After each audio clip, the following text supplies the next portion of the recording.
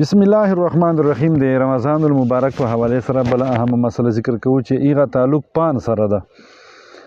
او موږ علاقې چې خو به زموږ چوک دور ډیر پان نه خوري خو سوخ کوي.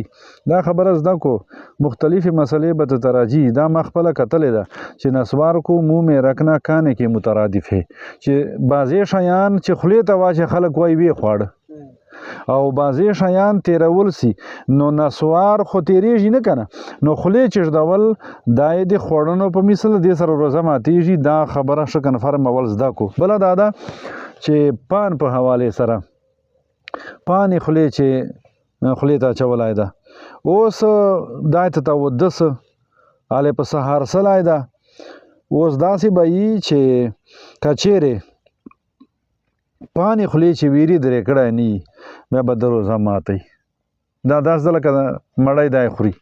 او که داسې و چې خولې نه پان درې کړی و خو هغه هغې نه وه کړې اوبه یې خولې باندې نه وې غړولې صحیح ده که نه نو چې په اوبه یې خولې باندې نه وې غړولې نو اوس په دغه صورت چې به دا څه کوي په دغه صورت چې د کوم خولې چې پان پاته و چې ټول سره یو ځای کې د چڼې دانې وروه خو بیا خو یې روزه ماته ده او که نه و بیا روزه ماته نه ده. جزاکم الله خیر.